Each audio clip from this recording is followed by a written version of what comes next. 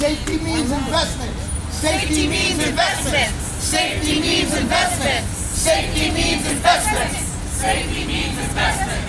Safety means investment. Thank y'all, thank y'all, thank y'all. Thank everybody so much for coming out. My name is James Innes. I work on public safety at New York Communities for Change.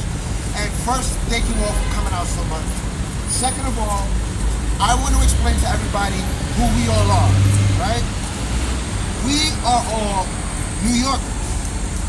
And we all want something very specific. We want a safer New York. We want a fairer New York. We want a healthier New York. And we want a happier New York. We want the things that everybody else wants, but not everybody else can get.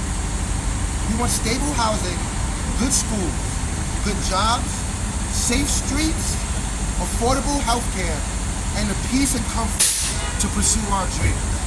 And I know y'all are thinking, everybody wants those things, right?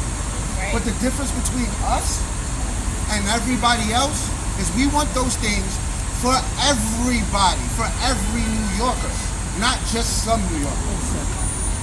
Because this is not a battle between justice and public safety as some legislators are framing it in the media, right?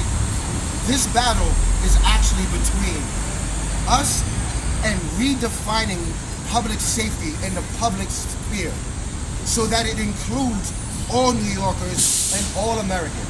That's what we are here for, and that's who we are. Yeah.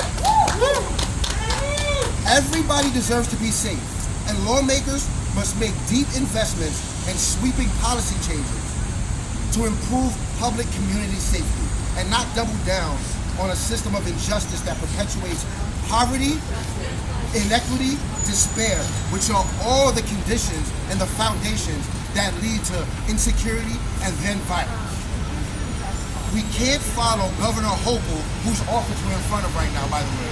We can't follow her down a path of bail rollbacks, mass jailing, mass inequality, down to mass desperation, right? We want everybody to be healthy, we want everybody to be safe, and we want everybody to thrive. What do we actually want? We want a housing first model. We want affordable housing. We want supportive housing, re-entry housing. We want good cause. We want housing vouchers. We want housing. We don't want warehousing of us, right? We want a safety net for all workers in New York, for immigrants, for freelancers, for gig workers, for re-entry workers. We want the unemployment bridge program. We want mental health first responders and mobile crisis response teams. We want treatments, not jails. We want to end overdoses, not criminalize them. We want to stop cycles of violence. We want to support victims, and we don't want to exploit them for political narratives and things like that. We want things like the fair access to victim compensation bill. These sound like a bunch of demands I just said, but in all actuality, this was a list of solutions. Because another difference between us and them, we see problems and we bring solutions. Right. But what we actually need are politicians and legislators to support our solutions, to actually make our communities safer. Because the last point I want to leave everybody with is the safest communities have the greatest resources. That's right. Not the highest arrest rates, all right?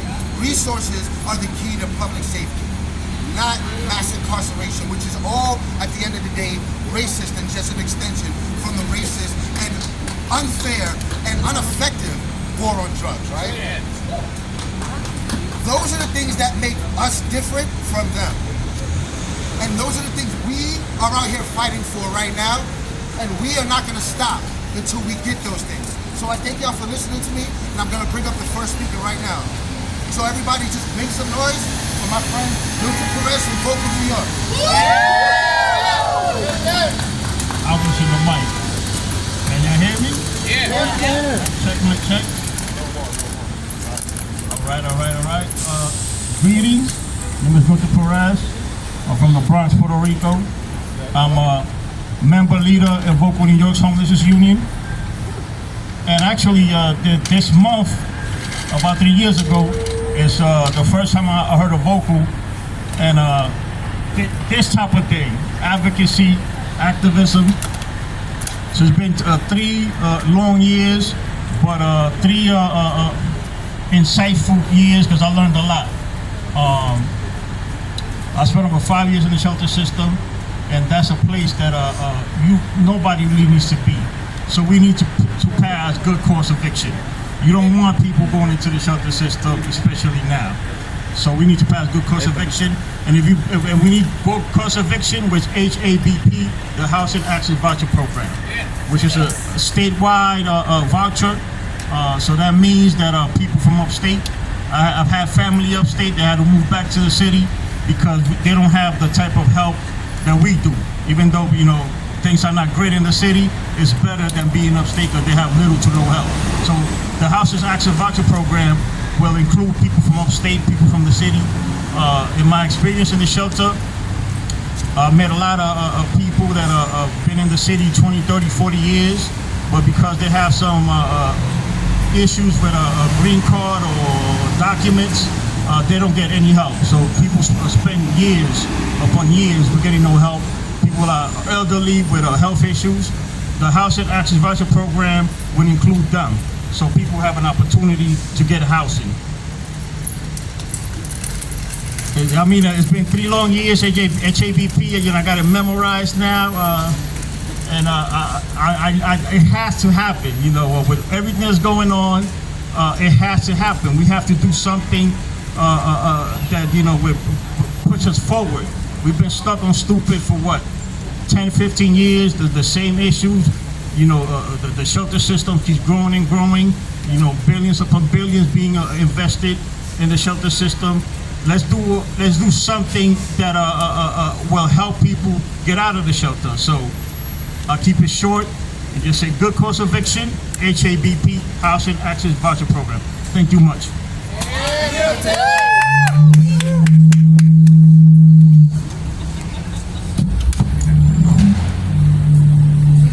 So I'll rush through it real quick. These stories that you're about to hear from these people like Milton, who actually spent time in the shelter program, are important to ground for people to realize this is happening to actual people, right? When we bring people like Milton up to speak, it's not because Milton wants to come out here. He don't want to come to the city and tell his story, right? He wants y'all to know that good cause eviction will prevent people from joining the shelter system like he had to go through, right? That the Housing Access Voucher Program will assist people to getting into houses of their own and help public safety, right? Help them to put them on a path to thriving, right? That's what these type of programs are for. So when these people come up and speak, I want everybody to really listen to what they're saying, because these are actual stories of actual people going through these actual things, all right? So next up, I'm gonna bring out Laura Velez. She's from the Corporation for Supportive Housing. Give it up for everybody. Gloria Velez.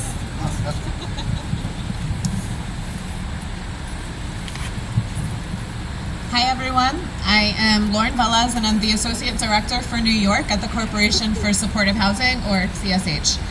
CSH is a national nonprofit that works with communities nationwide to design and implement supportive housing solutions to address homelessness. Supportive housing targets people with serious mental illness and significant homeless histories, and by pairing permanently affordable housing units with individualized voluntary services, our community's most vulnerable and complex individuals and families are able to achieve long-term stability. We know that safe housing is the building block upon which other mitigating factors and root causes that lead to homelessness and threaten stability can be dealt with. By eliminating barriers to housing access and supporting people through life transitions, we can get more New Yorkers out of shelter, off the streets, and help them stay in housing long-term. Supportive housing works with all populations, since the services are tailored to each individual. Individuals, families, older adults, people coming out of jail and prison, and people impacted by mental illness and substance use, all of these populations benefit from supportive housing interventions. As we see growing rates of homelessness in our state and an increase in older adults coming into homelessness, we know that supportive housing is the answer. It improves the lives of tenants and it increases public safety by creating safer, more robust, and more inclusive communities. To do this work properly, though, we need investments. We need to make sure that supportive housing is prioritized and funded in a way that allows us to provide substantive services and subsidy dollars. CSH supports the New York State priorities that have been outlined by the Supportive Housing Network of New York. And we want to see an increase in operations and service-based funding for the Empire State Supportive Housing Initiative from $25,000 to $35,000 annually per unit, with a 2% escalator built in each year. We want to see a $143 million infusion into New York State Supportive Housing Program to increase services dollars, and a $50 million investment towards the preservation of supportive housing units to ensure that we can keep those units in place and maintain the conditions in a way that ensures tenants can live with dignity. We'd also like to see increased funding and expansion of programs like Justice Involved Supportive Housing, or JISH, which sets aside units for those coming home from jail and prison. A recent report that my team authored estimated conservatively that over 2,500 people a year in Rikers have a serious mental illness and will be homeless upon discharge. Supportive housing can help ensure that these New Yorkers can access housing and services that can help them rebuild their lives versus getting caught in a cycle of carceral and emergency systems. Continuing to let our most vulnerable New Yorkers flounder, cycling in and out of crisis systems, cannot be an option when we have a solution right in front of us. Not only will investing in housing lead to long-term cost savings for the public, it will increase public safety, reduce recidivism to jail, prison, and homelessness, and will give people a chance to lead full and dignified lives, something every New Yorker deserves. Thank you.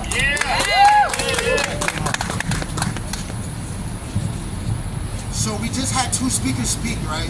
And they both spoke about housing. But one thing that you heard them speaking about housing were resources needed for housing to make the community safer, right? That's right. Because that is, once again, you're gonna hear me hammering this point. Resources make communities safer. So that is, you're gonna hear us say that over and over, and I'm gonna say it over and over. But now I'm gonna bring up the next speaker who's gonna talk about the unemployment bridge program, Sharifun Begum from Drum. Bangladesh.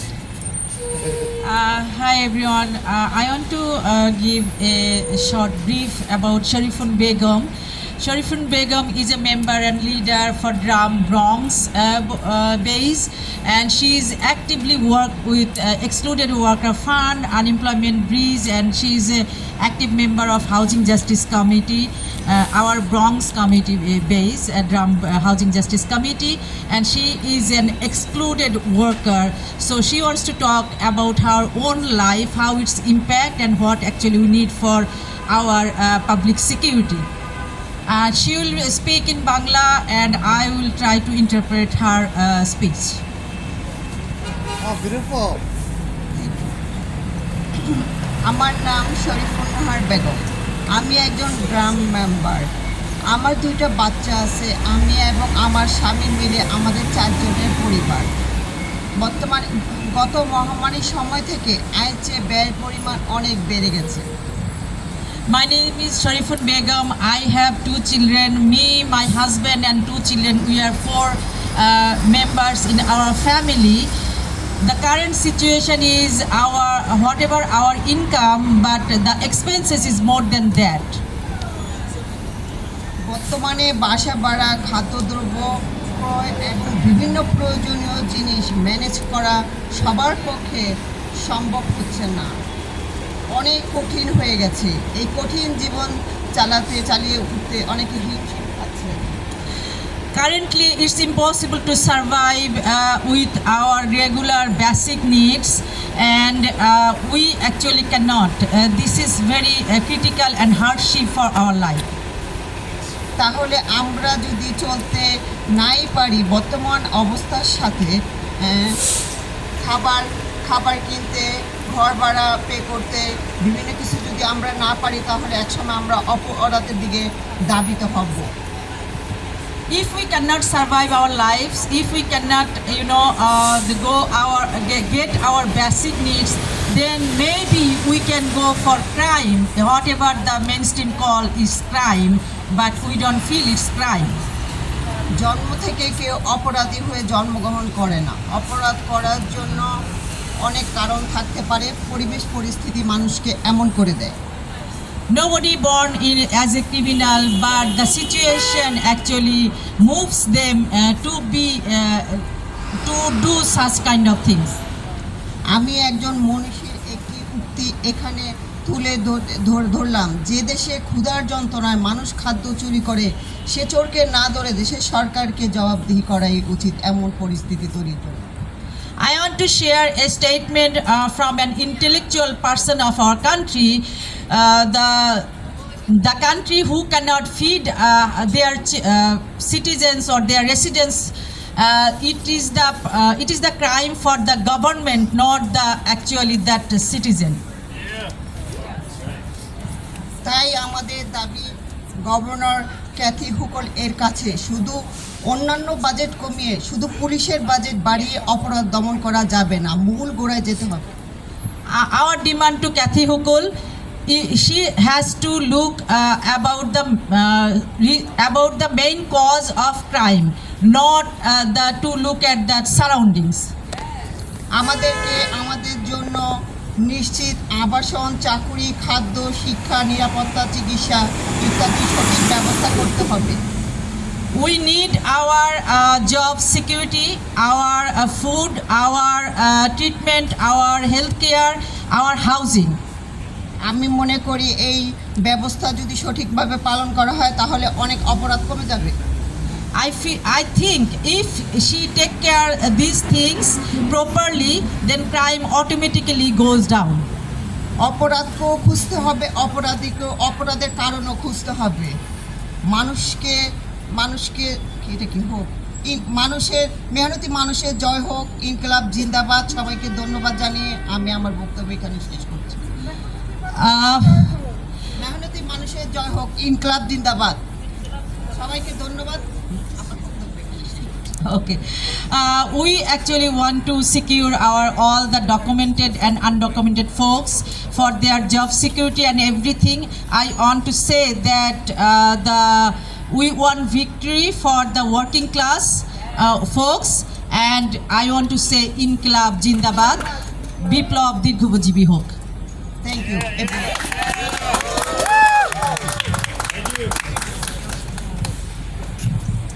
Hear stories like that, right? New York State, Kathy Hochul just put out a budget of $227 billion for 1 year. But we live in a state where people have to deal with things like that up in Yonkers, right? It's unacceptable. There's more than enough money to feed everybody. There's more than enough resources to keep us all safe. But I would be remiss to say that resources are the only thing that we need for public safety. There is another part to this, and I'm going to bring up Frank Tier from New Yorkers Against Gun Violence to speak to that part, because there is two parts, and we have to speak about both. Thank you, James. Good morning, folks. Thank you to everyone who went before me, because this is a full circle issue. Gun violence and violence thrives when you don't address other issues, right? So food insecurity, houselessness, poverty, unemployment, right? All those things fan the flames of gun violence, right? So this is a full circle issue. My name is Frank Tier. I'm program director at New Yorkers Against Gun Violence, where we advocate for bills that will make New York City safer for all of us. I also work in schools throughout New York City, where we work with the most marginalized communities, and our goal is to harness their inner advocates and make them aware and show them that they have power in their voices, right? So I'm here to advocate for the Fair Access to Victim Compensation Bill. Not sure how much of you will know about that, but it's essential to restoring our communities and making communities safer. First off, we don't do enough for victims, survivors. We don't do enough to alleviate their hardships. When crime happens, violent crime happens, victims are often left to carry the burden of financial hardship and trauma. It's no secret that our system has failed many, but it hasn't failed as many as it's failed members of our most marginalized communities. The stipulations and limited filing time penalize victims of gun crimes at a time when they need support the most. Currently, Victims of crime are required to report and cooperate with law enforcement to be eligible for compensation. Recent data shows that 50% of violent crime victims don't report their crimes to law enforcement. If you couple that with daily incidents that continue to erode trust between communities of color and law enforcement, it's no secret who we think are worthy of our support and who we think isn't. If it's truly our goal to interrupt cycles of violence, we have to interrupt cycles of hardships. And our support and ultimately the passing of this bill would be a step towards the right direction in healing communities with decade-old wounds. Thank you for your time, and I so much love being here today, and thank you for everyone who spoke before me. These issues are not a singular issue. These bills are not singular bills. But at the end of the day, resources are going to be what gets all of us out of these cycles of trauma, out of these cycles of violence, and into a cycle of prosperity and into a cycle of thriving. So lastly, I want to bring up our last speaker, who is going to talk about the money, right? We've talked about a lot of other things, but I'm going to bring up Erica Vladimir from the Invest in Our New York Coalition to try to bring it all together. So make some noise for Erica, y'all. Thanks, James. Safety means investments. In a budget that is $227 billion, how can our elected officials, the very people we voted in to represent us, be okay with billions of dollars going to corporate tax breaks? Corporations that are led by billionaire CEOs who hoard their wealth as opposed to giving it back, to putting it in, directly investing into the communities that they benefit from. These corporations, these billionaires and millionaires, they do not make their money, they're not ultra wealthy on their own. They get this way because of the workers who work for them every single day and are underpaid. They become rich because they benefit from our public infrastructure, from our roads to our subways. They benefit from our communities where they send their children to our schools. It is not right, it is not just that while there are people who are struggling to pay their heat rent, who cannot keep a safe permanent roof over their head, who cannot send their child to daycare, who cannot make more than a sub-minimum wage, there are people who have collectively $100 billion of wealth sitting pretty on Park Avenue. These are the same people who are working with corporate Democrats to line their campaign coffers and keep the system rigged. It is them, it is that reason that our tax system is unfair. President Biden in the State of the Union said the tax system is unfair. The wealthy need to pay what they owe in taxes. We need to tax the rich. And this is the year to do it. In 2021, we made some incremental progress, and guess what? We brought in $10 billion in new public dollars. That was huge. That went to fully funding our public schools. We were able to have 1 year of childcare across the state. We were able to make sure that people had emergency rental assistance, but it is not enough.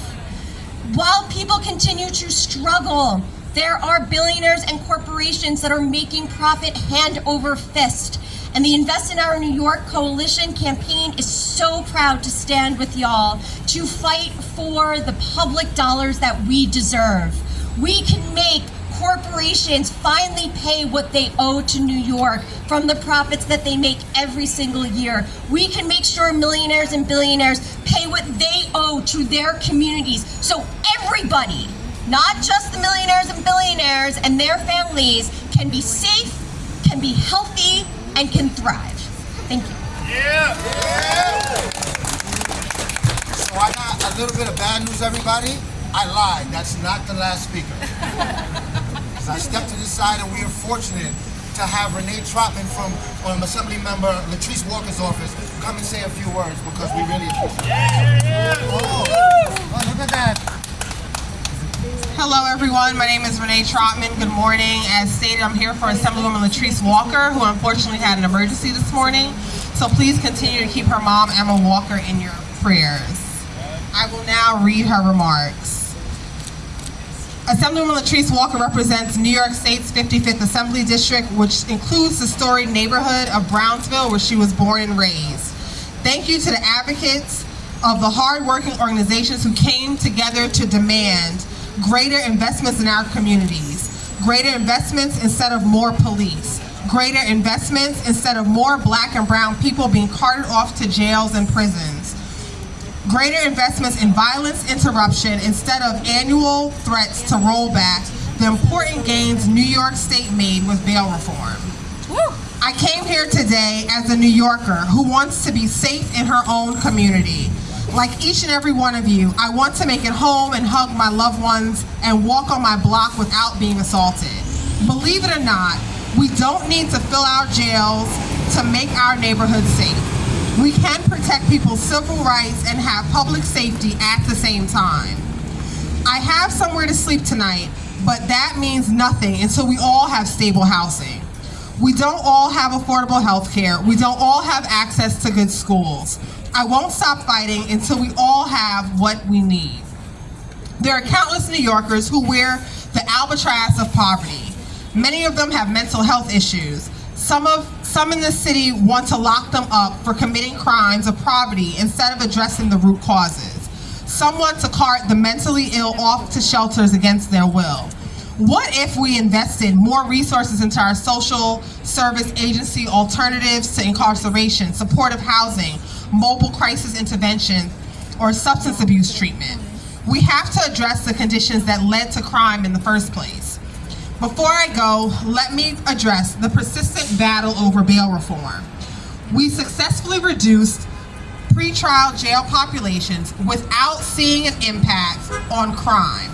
The state's Division of Criminal Justice Services says the overwhelming majority of people released under bail reform laws are returning to court, which is the whole point of bail in the first place.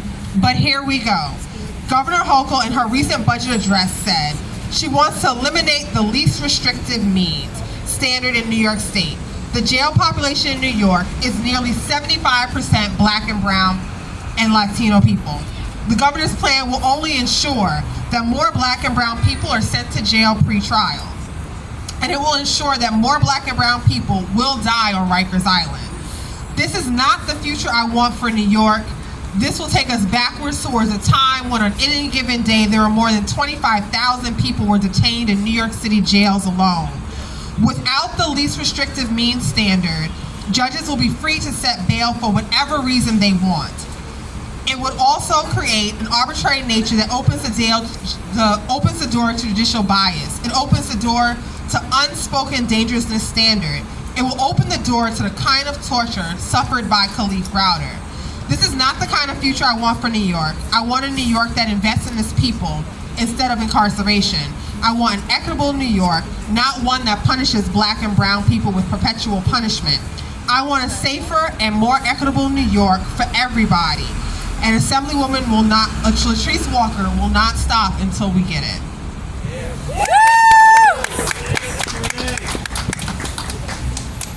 And just to echo off of that, we're out here because we stand against Governor Hochul's budget of austerity, right? We are standing here because we want Governor Hochul to fund these programs that we want.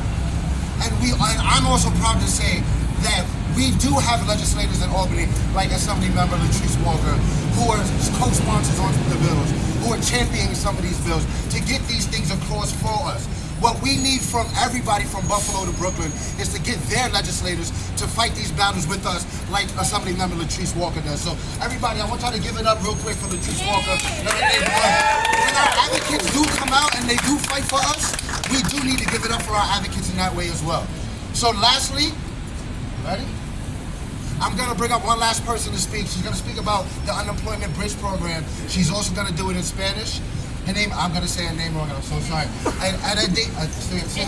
Yeah, no, you just do it. Enedina. Come on, baby. Give it up for her.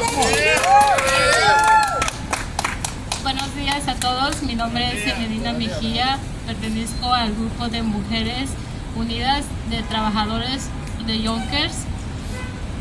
Bueno, estoy apoyando al programa del Puente del Trabajo de Desempleo. ¿Por qué? Porque si viene una crisis como la pandemia que pasamos en el 2020, yo en lo personal, y me imagino que a muchos les pasó lo mismo, ¿qué pasó? Que vino la pandemia, pero antes de la pandemia se llevaron a mi esposo detenido por migración, se lo llevaron justo un 12 de febrero, la pandemia vino en marzo, nos encerraron, yo con una niña de 2 años y medio, sola, sin saber qué hacer, sin ahorros. ¿Qué pasó? Que tuve que trabajar haciendo comida, vendiendo un lunch al día o haciendo tamales los fines de semana, jalando una niña de 2 años y 6 meses, cargando mis cosas en el bus. Pero era muy estricto porque, como ustedes saben, los buses también tuvieron restricciones, no podía salir mucho, recogiendo comida por donde quiera que dieran para yo poder completar mi renta. ¿Por qué? Era muy importante pagar mi renta para mí porque tengo una niña de 2 años y medio en aquel entonces. No quería que yo terminara en la calle o que me desalojaran. Eso para mí es muy, muy importante. En todo ese proceso yo estaba pasando una crisis muy, muy difícil. Llegué a un extremo en que quise terminar en el río Hudson. Yo vivo en Yonkers. Aventarme en el río con mi niña chiquita. ¿Por qué? Porque estaba enojada con la vida, porque no tenía lo que muchos que tienen papeles y que recibieron ese cheque, a muchos mensualmente. Nosotros los que no tenemos papeles, no trabajamos con una empresa, no tuvimos ese privilegio de recibir ese cheque, entonces a todos nosotros nos excluyeron. Entonces yo por eso apoyo este programa y espero que pase el puente de trabajo de desempleo para cuando venga una crisis así, que pierda el trabajo mi esposo o yo o cualquiera de ustedes o un familiar, personas solteras, madres solteras con hijos, que no les pase eso, que a veces hay días que no sabemos si tenemos que comer, o los niños chiquitos que están llorando por un plato de comida o su leche y no hay de dónde sacar, y nosotros como madres tenemos que ver qué hacer. Perdón. No. So this is Enedina. She's coming from Yonkers. She's a member from Women's Leadership from Yonkers, from Obreros Unidos. Enedina shared that during the pandemic, she's never going to forget. In February, her husband was detained by immigration. They came to her house and they detained him. She ended up in the pandemic with a 2.5-year-old daughter, stuck with rent, stuck with all the payments, while her husband was detained. She said during the pandemic, she had to sell food. She had to do nails from home. She said it was a hard time. It was so hard that she found herself at Hudson River wanting to throw herself with her daughter. And for her, like, I'm sorry, Enedina, like, I've known her for so long, and just hearing her story, like, it motivates, and it makes you angry, right? She said, if it was to pass the unemployment bridge program, it's so necessary to pass because people don't understand that when the government doesn't care for you because you don't have a status, all the things that you face, from housing, from rent, from mental health, it affects you. So she's here representing all the workers, all the women, all the single mothers who for many years have been left out of any programs. So Enedina, thank you so much. Muchas gracias, Enedina, por contar su historia y por ser tan fuerte.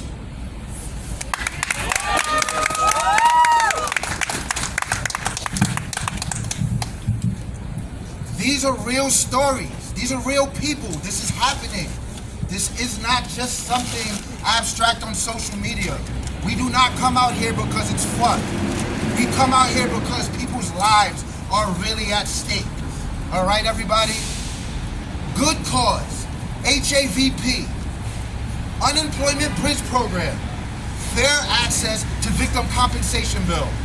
The budget is due on April 1st, everybody. We need to keep fighting. We need to put pressure on our legislators. We need to tax the rich. Everybody, thank you for coming out today. Continue to fight. Have a great day. Yeah.